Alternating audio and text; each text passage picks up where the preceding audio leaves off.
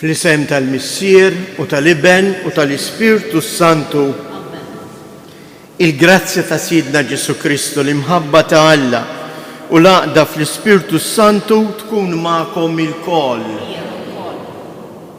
Xi tfisser din it-tislima eżjes? Dak li għadna kemm għamilna fil-bidu ta' din il-qudiesa fejn is-saċerdot daħal f'nofsna permezz tal-kelma ta' Alla. Illum propju qegħdin nibdew sena ġdida, is-sena liturġika. U dan li tfisser. Ejjew nitolbu l-Mulej din il-grazzja li l-kelma tiegħu issib fejn tagħmmar kif sabet il-ġuf ta' Marija issib ukoll il-familji tagħna. Ħadd imbed, ħadd ikber, ħadd issaħħaħ il-kelma tiegħu fil-qalba ta' kull familja. U quddiem dan kollu għalhekk kunti ejjew nitolbu maħfra għal ħtijiet tagħna, partikolarment ta' dawk il-mumenti li aħna ma tajniex widen għal kelma.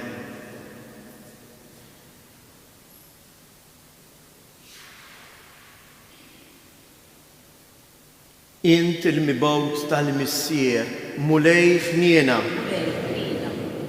Kristu Ġesu, li sirt bniedem bħalna fil-ġuf tal-Verġni Marija, Kristu ħniena. Mulej Ġesu, il-kelma tiegħek hija spirtu u tagħti l-ħajja, Mulej ħniena. Iħenna lina Alla li jista' kollox jaħfrilna dnubietna u jwassalna għal ħajja ta' dejjem. Nitolbu. U Alla li tista' kollox anqal fil-fidili tiegħek ir-rieda li bis-saħħa ta' emejjel tajba joħorġu jiltaqgħu ma' Kristu ibnek li ġej biex jissieħbu miegħu fil-lemenija tiegħu u jistħoqilhom jiksbu is-saltna tas-sema. Bibnek Ġesu Kristu Sidna li hu Alla u li miegħek jgħix wisaltan flimkien mal-Ispirtu Santu għal dejjem ta' dejjem.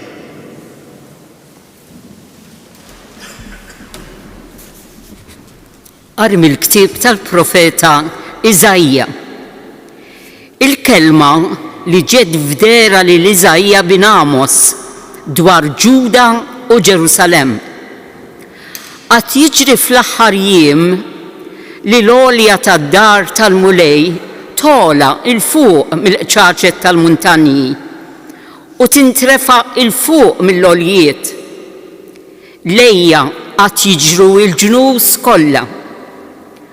Kotra ta' popli qatt jiġu u jgħidu ħalli mmorru u nitilgħu fuq il-għolja tal-Mulej lejn id-dar ta' Alla ta' Ġakkob biex jallimna triqtu u nimxu fil-modijiet tiegħu.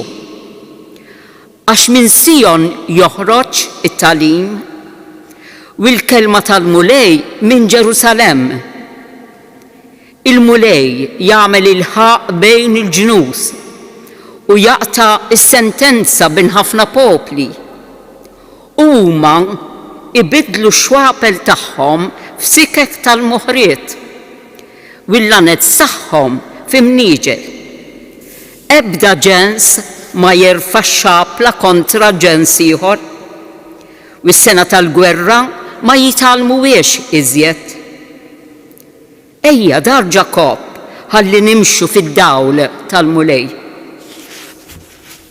Il-kelma tal-Mulej. Ngħidu flimkien, immorru ferħana f'dar il-Mulej. Fraħt meta qaluli sejrin f'dar il-Mulej. Diġà qegħdin riġlejna fi bwiebek Ġerusalemm flimkien. Lejja it-tribujiet jitilgħu, it-tribujiet tal-Mulej. Biskont il-liġi ta' Iżrael ifaħru isem il-Mulej. Għax hemm twaqfu it-tronijiet tal-ħaq, it-tronijiet tad-dar ta' David flimkien. Itolbu is-sliem għal Ġerusalemm. Ħajkollhom is-sliem dawk kollha li jħobbuk. ħajkun hemm misliem ġewwa l-ħitan tiegħek u l-ġid fil-palazzi tiegħek flimkien. Immorru ferħana dar il-mulej. Minħabba ħuti u ħbibi ħallini ngħidlek islim għalik. Minħabba f'dar il-mulej Alla tagħna nixtieq li jkollok il-ġid. Immorru ferħana dar il-mulej. Tieni qari mill-ittra ta' San Pawlo Apostolu lir-Rumani, ħuti. Waslet is-sija li jintom tqumu min-nas għax is-salvazzjoni tagħna hija eqreb minn meta bdejna nemmnu. Il-lejl għoddu għadda u qorob il-jum. Inwarbu mela l-emil tad-dlam u nilbsu l-armi tad-dawl. Ngħixu kif jixraq bħal binar, mhux bl-ikel żejjed u s-sokor, mhux biż-żina u d-baħrit, mhux bil-ġlied u l-ejra, imma ilbsu lil Sidna Ġesu Kristu u ħallukom mill-ħsieb tal-ġisem u l-ġibdiet tiegħu. Il-kelma tal-mulej nroddu ħaj il-Alla, jekk jogħġobkom inqumu bil-wifqa.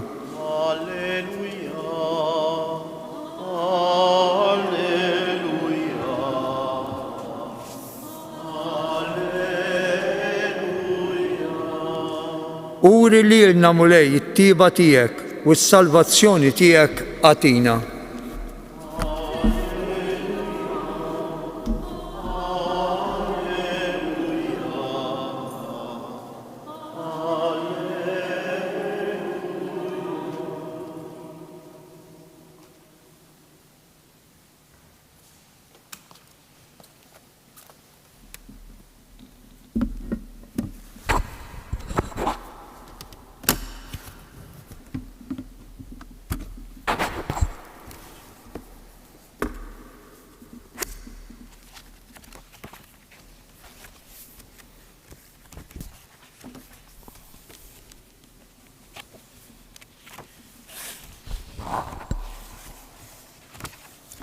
Il-mulej ma'kom.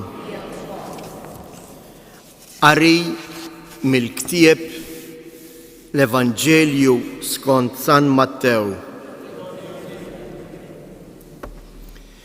F'dak iż-żmien Ġesu qal lid-dixxipli tiegħu: bħalma fi żmien Noè hekk tkun il-wiġġja ta' bin il-bniedem.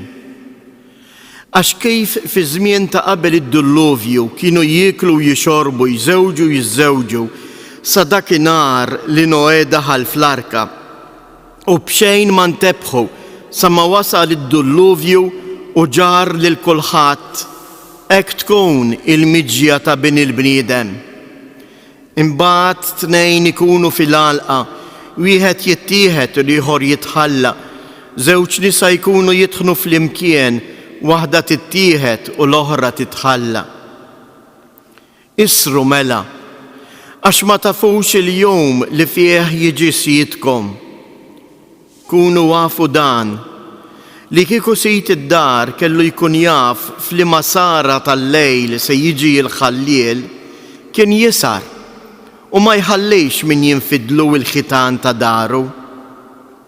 Mela kunu lesti intom ukoll, għax qatt ma tistgħu tobsru s-sija li fija jiġi bin il-bniedem. Il-kelma tal-mulej.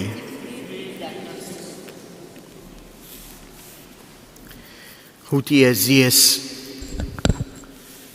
xi grazzja għandna li qegħdin nibdew sena ġdida flimkien mill-ġdid. Ħafna drabi meta nibdew xi ħaġa ġdida, wieħed jibda jistaqsi imma tgħid x'se jiġri. Is-sena liturġika tal-Knisja qatt ma tibda b'mistoqsijiet dwar il-futur, imma b'ċertezza.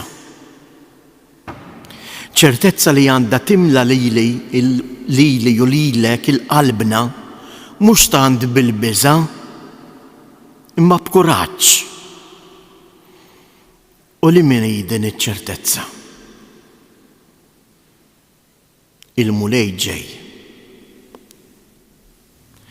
Il-mulej ħajjiġi preżenti fil-ħajja tiegħi u fil-ħajja tiegħek. Din l-aħbar it-tajba li għandha l-Knisja għall-bniedem ta' żminijietna. Il-mulej irid jiltaqa' miegħek.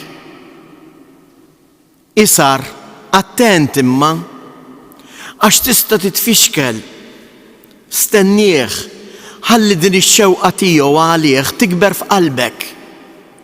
Għax daqskemm aħna ċerti li l-mulej ġej u se jgħaddi, għax il-mulej ma jqarraqx bil-bniedem, imma daqshekk ieħor għandna nilqgħu dan l-invejt li qed tagħmlilna l-Knisja isru.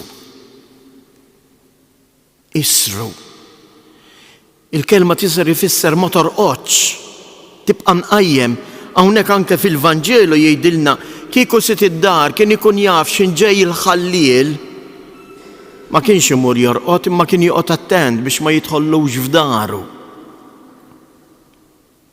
Issa aħna jiena u int fil-ħajja tagħna hemm ħafna mumenti fejn il-ħalliel jidħol biex jisraq li jew aħjar biex ma jħallinix nisar. Interessanti kif Ġesu il-laqa tiegħu magħna iqabbilha mal-arka ta' Noè. U jgħid ċarru tont, isru għaliex għax kif fi żmien ta' qabel id-dilluvju kienu jieklu, jixorbu, jżewġu, jiżżewġu. Sa dakinhar li Noè daħal fl-arka u b'xejn ma ntebħu sa ma wasal id-dilluvju u ġar lil kulħadd. Ħafna drabi aħna ngħixu l-ħajja tagħna proprju b'dan il-mod. Nistinkaw, naħdmu daqs li kieku rridu naħtfu kollox. Għax naħsbu li jgħin ħammexxi d-dinja jew aħjar id-dinja ħatkun fidejja. Imma ma nintabaħx li ġejja x-xita, li ġej id-dilluvju. Ħafna drabi tant inkunu aljenati, intom araw f'dawn il-jiem ta' xita u mal-temp. Ħafna drabi ma nagħtix każ u iwa dik issa tgħaddi. Imbagħad nintebaħ meta niġi jimkaxkar. Imma l-mulej Eżies ma jridx li jiena u int nitkaxkru. Għalhekk qed jgħidilna oqgħodu attenti. Tħallux li l-materjal jifga dak li hu spiritwali fejk. Tħallix li l-problemi tal-ħajja tal-lum itħassej bżejjed, ma jfissirx il-mul qed jgħidilna tagħtu każ xejn, le, itħassi bżejjed. Hawnhekk x'in qed jgħidilna kienu jieklu u jixorbu. Ma jfissirx li qed jgħidilna biex ma niklux, biex ma nixorbux, imma li ikel żejjed ix-xorb żejjed. Għaliex ikel żejjed xorb żejjed? Għax naħseb li dak li ħajimli lil qalbi. Imma dak jimla biss l-istonku u mhux il-qalb. U għalhekk il-mulej qed jgħidilna biex aħna wkoll bħal Noè nidħlu fl-arka. U x'inhi din l-arka? Għaliex Noè isalva u l-oħrajn le? Għax Noè kien bniedem li kellu f'ħajtu rapport ma' Alla. Kif niesu kollha waqt li niesu kellhom in-nies li fejn Noè kien jgħix magħhom, kellhom rapport biss ma' dak li hu materjali, Noè kellu wkoll rapport aktar profond ma' Alla. U fil-ħajja tiegħu daqskemm kellu ħin għax-xogħol imma kien jagħti wkoll ħin biex jisma' lil Alla. U għalhekk din ir-relazzjoni ta' Noè ma' Alla kibret u laqqas meta ġie d-dolluvju ma kaxkrux għax kien ankrat mal-imħabba ta' Alla. Mhux ta' bxejn eżies li l-padri tal-Knisja ixebbħu l-arka mal-Knisja. Għaliex il-missjoni tal-Knisja hija propju dejn. Il-Knisja li tom fil-baħar imqalleb, fit-tempesti, imma li għandha dejjem il-post tas-salvazzjoni. Il-Knisja qiegħda mill-bibien miftuħa biex tilqa' dejjem il-min irid jidħol, biex min jidħol fija jagħmel esperjenza tal-imħabba ta' Alla.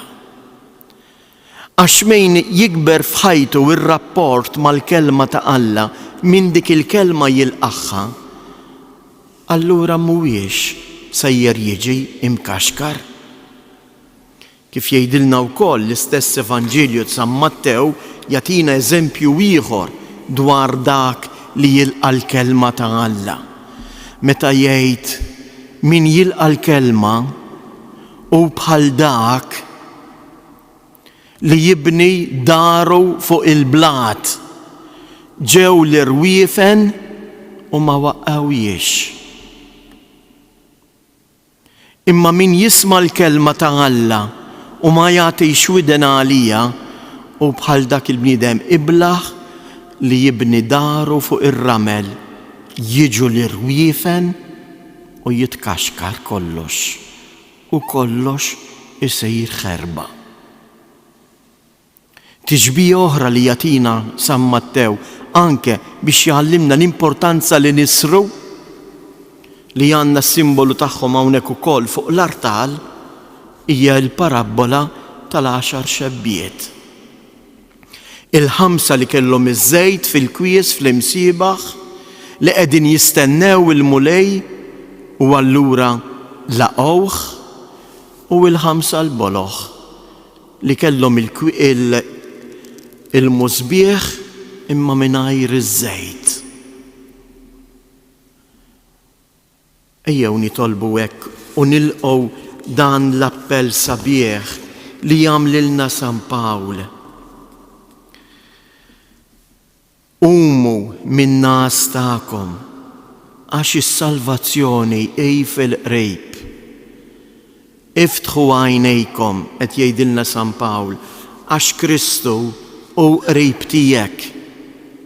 Ilqgħu ħalli jimla l-qalbek bid-dawl, bil-paċi tiegħu, għaliex is-salvazzjoni jeżies ma sseħħx biss meta aħna ħammutu, dik isseħħ fil-milja tagħha. Imma s-salvazzjoni tibda mill-lum. Ir-rapport tiegħi ma' Alla li jiena nduq l-imħabba tiegħu jibda mill-lum u mhux meta nispiċċa fil-qabar. Dak Alla li jien lilu l-lum qiegħed nitlob, dak Alla li jiena l-kelma tiegħu qiegħed nilqa' f'qalbi l-lum se jkun dak l-istess Alla li meta tintemm ħajti fuq din l-art niltaqa' miegħu f'daru tas-sema, id-dar li joħejja għalina. Jew għalhekk nieħdu tassew din l-aħbar nilqgħuha bit-talba tas-salm risponsorjali. Ejduha, irrepetuha din il-frażi ta' dan is-salm tal-lum. Is-salm kif jgħidulna l-padri tal-Knisja huwa l-bastun tal-pellegrin.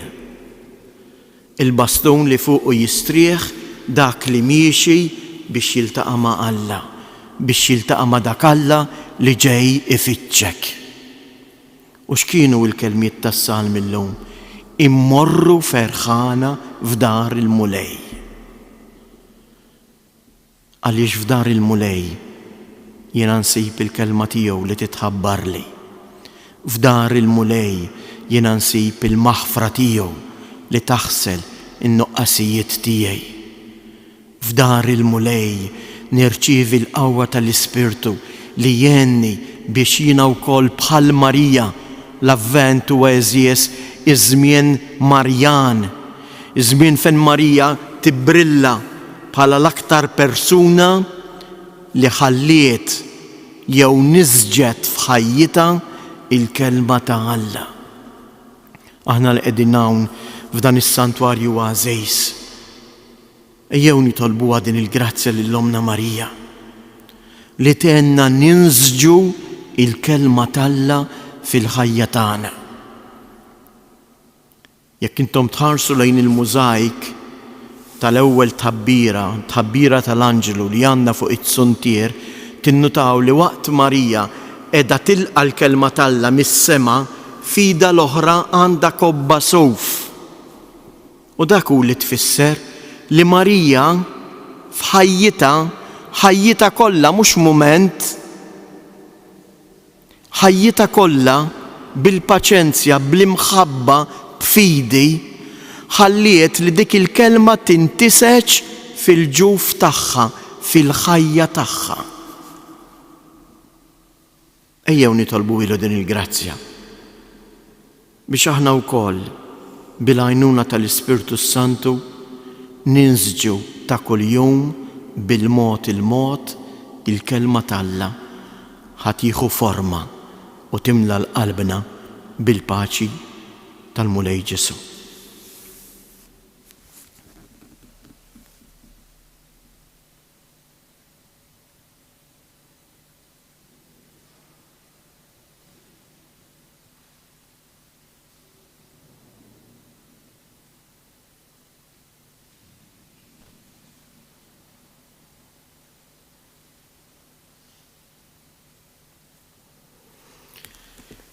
U bil-wifqa u nistqarru il-fidi tagħna.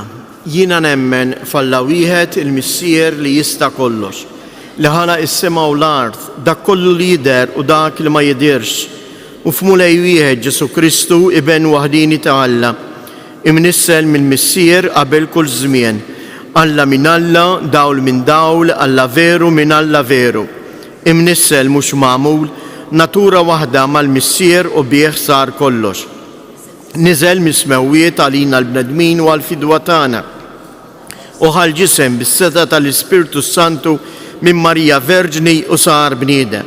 Salbuha għalina bata taħt Ponzu Pilatu, mietu difnuh u fit-tielet jum qam minn bejn imwiet skont il-kotba mqazza u tela s-sema u qiegħed fuq il-lemin tal-Missier u għandu jirġi bil-glorja biex jagħmel ħaq mill-ħajjin u mill-mejtin. U s-saltna tiegħu ma jkollix tmiem. U fl-Ispirtu Santu mulej li jagħti l-ħajja li ġej mill-Missier u mill-Liben li jum imweġġaħ fl-imkien mal-Missier u mal-Liben u li tkellem fuqhom mill-profeti fi knisja waħda qaddisa kattolika apostolika nisqar ma'mudija waħda għal maħfra tad-dnubiet, nistenna l-qawma mill-imwiet u l-ħajja ta' żmien li ġej. Amen.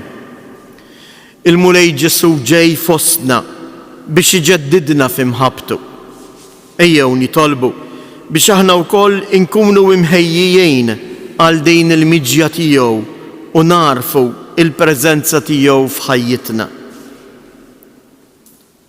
Nitolbu biex il-Knisja tkompli bla waqfien bil-ħidma tagħha billi twassal il-kelma tal-mulej Ġesu lil kull bniedem biex kull bniedem ikun jista' jiltaqa' miegħu. Nitolbu għal dawk kollha li għandhom xi awtorità sabiex jaħdmu flimkien biex issaltan tassew il-paċi fost il-bnedmin kollha. Nitolbu għal morda tagħna biex ikunu imdawrejn tassew minn persuni li juruhom rispett u imħabba. Nitolbu f'dan iż-żmien tal-Avvent ħadd tkun għalina il-Verġni Marija l-għalliema tal-ħajja biex bħala nisimgħu u nilqgħu il-kelma li titħabbrilna nitolbu. Ikkejjew fiskiet ta' qalbna nresqu t-talbit tagħna partikolarment nitolbu għal kull wieħed u waħda minna biex matul din is-sena inħossu tassew il-preżenza ta' Alla.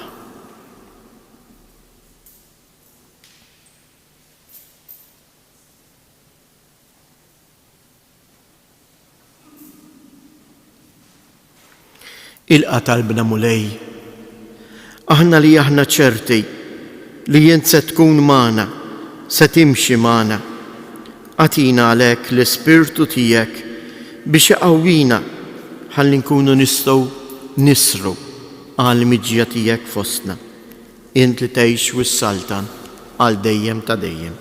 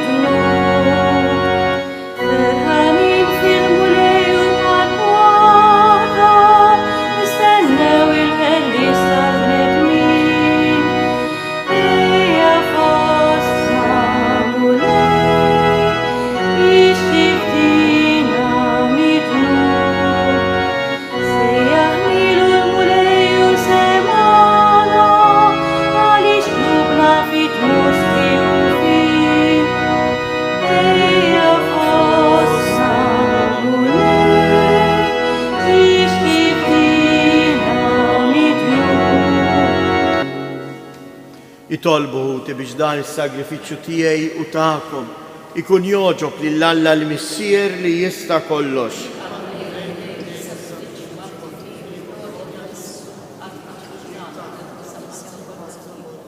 Ilqa' mulej l-offerti li qegħdin nagħmlulek mill-ġid li inti nnifsek tajtna u għamel li l-qima li nagħtuk bihom fuq l-art tħejjina għal frott tal-fidwa li inti tagħtina fis-sema bi Kristus Jedna.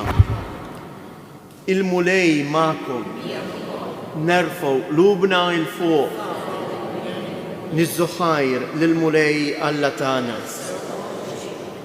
Sewwa u xieraq tassew mulej Missier Qaddis, Alla ta' dejjem li tista' kollox tajjeb u taġej tas-salvazzjoni tagħna li dejjem u kullimkien inroddulek ħajr bi Kristus Jedna. U bl-ewwel miġja tiegħu fis-sura f'qajra ta' bniedem temm il-pjan li jint ħejjejt minn qabel u fetħilna t-triq tas-salvazzjoni ta' dejjem biex meta jiġi darba oħra fis-sebħ tal-kobor tiegħu niksbu fl-aħħar bid-dier il-premju li issa qegħdin nisru għalih u nistennewh bit-tama għax inti stess wettulna. Għalhekk mal-anġili u l-arkanġli, matroni u mad-dominazzjonijiet, mal-qtajja kollha tas-sema, aħna ntennu l-innu tal-glorja tiegħek u ngħidu bla qiegħda. Qaddis, qaddis, qaddis. Mulej Alla tal-eżerċiti, is-smewwiet u l-art mimlija bil-glorja tiegħek. Osanna fl-ola tas-smewwiet, imbirek min ġej f'isem il-mulej, osanna fil-oli tas-smewwiet.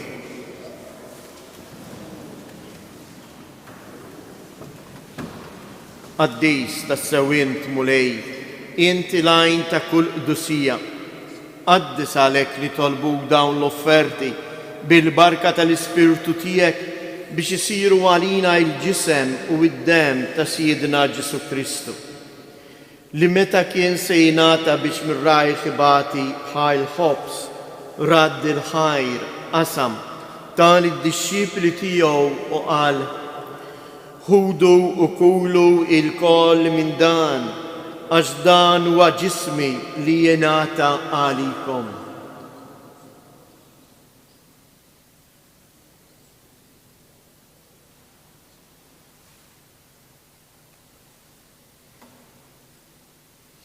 Ekku kol wara li klaħa l-kalċi reġarad il-ħajr tal id-disċipli tiegħu u qal: ħudu u ixorbu minnu il-koll, għax dan huwa l-kalċi ta' demmi tal-patt il-ġdid li jibqa' l dejjem, id-dem li jxirret għalikom u għall-bnedmin kollha għal maħfra ta' dnubiet. Għamlu dan b'tifkira tiegħi.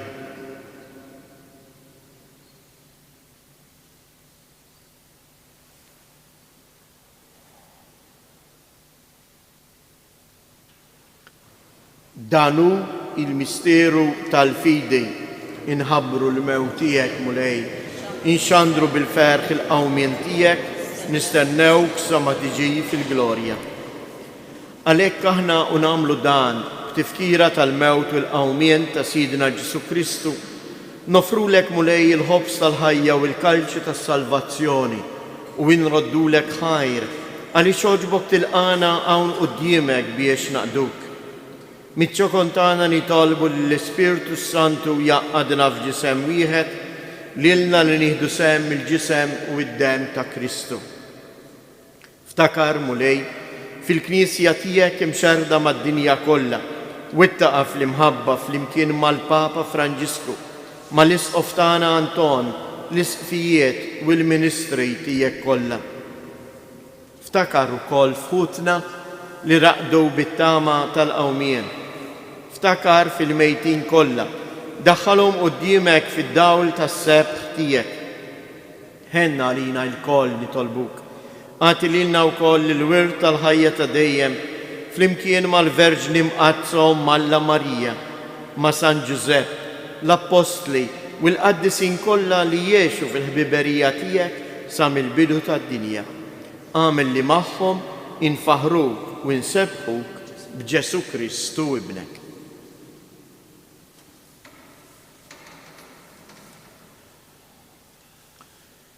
Bi Kristu, ma' Kristu u fi Kristu jingħata lilek Alla missier li tista' kollox flimkien mal-Ispirtu Santu kull ġieħu glorja għal dejjem ta' dejjem. Sejrin nitolbu flimkien u ngħidulu tiġi saltnatek. Il-preżenza tiegħu tiġi, il-mulej ħajkun magħna. Imma jeħtieġ li nintebbħu bih. U għalhekk għall-kelmiet tiġi saltnatek, ejjew il-mulej nitolbuh, enna mulej, biex aħna nintebbħu li inti għaddej fil-ħajja tagħna, biex aħna wkoll nilqgħuk. U għalhekk ngħidu: missierna li inti fis-smawiet, jitqaddes ismek, tiġi saltnatek, ikun li trid int kif is-sema hekk fl-art. Ħobżna ta' kuljum atina llum, aħfrilna dnubietna bħalma naħfru lil min ħati għalina u la ddaħħalniex fit-tiġrid iżda eħlisna mid-deni.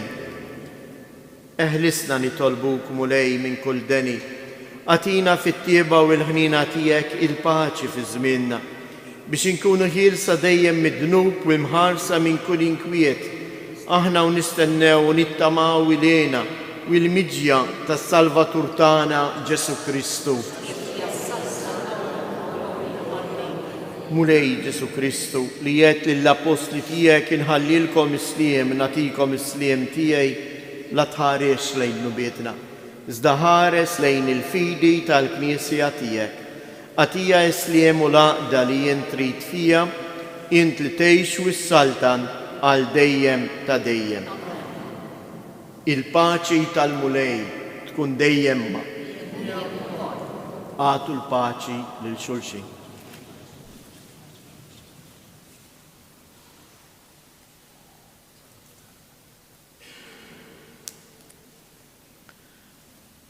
Ħaruf ta' Alla li tneħħi id-dnubiet tad-dinja ħenna għalina. Ħaruf ta' Alla li tneħħi id-dnubiet tad-dinja ħen għalina. Ħaruf ta' Alla li tneħħi id-dnubiet tad-dinja għatina il-paċi.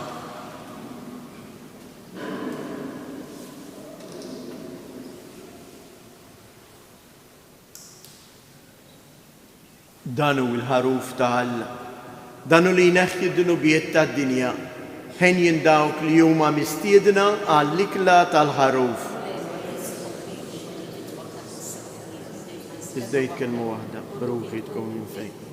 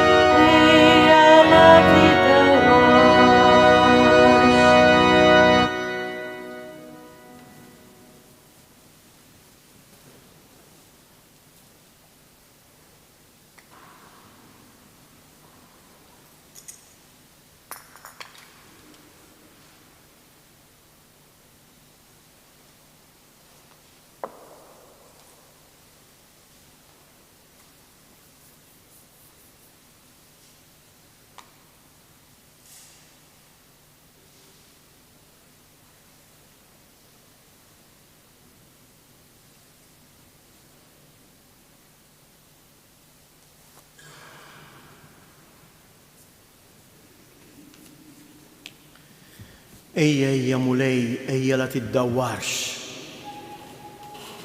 Indbaħtu li il-mulej ġie fija u fejk. għax irid jagħtina l-paċi tiegħu. Ejjew aħna wkoll fi skiet ta' qalbna nintebħu bil-preżenza ta' Alla fina. Għax ħafna drabi anke il-mument ta' wara tqarbin nagħmluh bid-drawwa. Jista' jiġrilna bħal nies ta' fi żmien Noè li ma ntebħux bih. Jew nagħmlu ftit mumenti ta' skiet u fi skiet kull wieħed u waħda minna jagħmel ir-ringrazzjamenti tiegħu, jiftaħ qalbu għal dak li ġie għandu.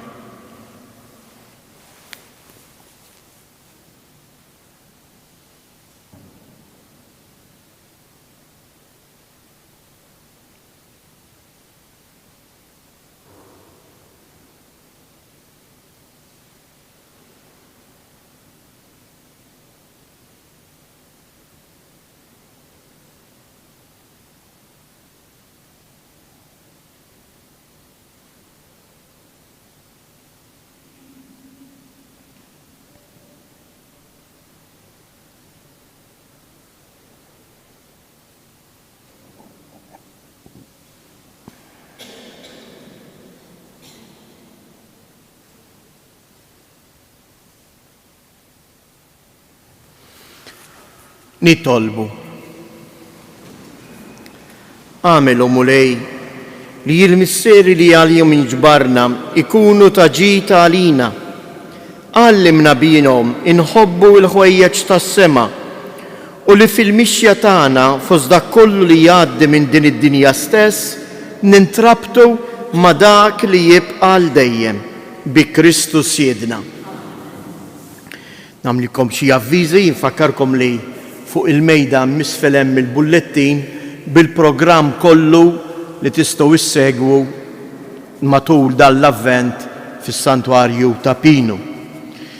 Fid-djar tagħkom ukoll tqasmu mal-bullettini ktieb dwar kif intom kulħadd jista' jgħix dan l-avvent fil-familja tiegħu.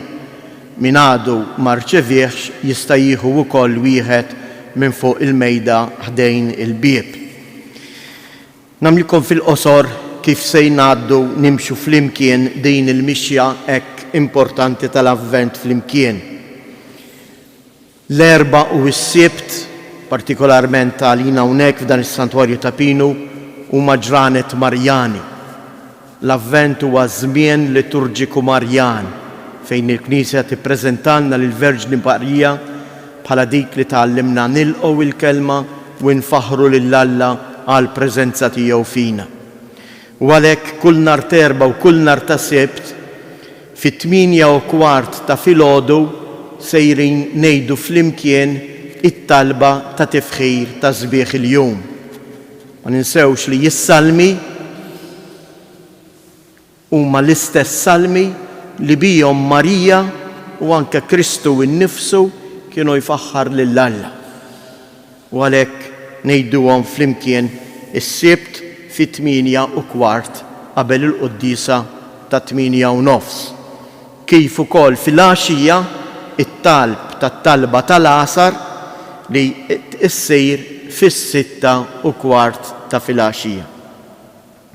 Imbagħad matul il-ħdud kollha tal-avvent li bdew jiġifieri minn għada se ikun hawn hawnhekk fis-6:30 ta' filgħaxija il-Lectio Divina fejn nisimgħu il-kelma tal-Alla u s-saċerdot ifissrilna aktar bid-dettall il-kelma ta' Alla biex aħna nieklu din il-kelma ħalli din il-kelma issir il-ħajja tagħna. Inħeġġiġkom biex tiġu għal dan il-mument ta' talb ta' riflessjoni fuq il-kelma ta' Alla. Imbagħad it-tielet punt huwa il-karità. Matul il-ġimgħa d-dieħla tibdew tintrama anke wkoll is-siġra tal-karità fejn hemmhekk inħeġġukom biex tpoġġu oġġetti tal-ikel għal karità. Imbagħad nhar l-erba' li ġejja imiss ukoll il-laqgħa ta' formazzjoni Marjana li tkun fis-6:30. Laqgħa li trid tenna biex verament inħallu lil Marija tkun l-allima spiritwali tal-ħajja tagħna. Din il-laqa hija miftuħa għal kulħadd. Il-mulej magħkom. Iberikkom Alla li jista' kollox, il-Missier, l-Iben u l-Ispirtu Santu. Morru u għejxu fil-paċi ta' Kristu.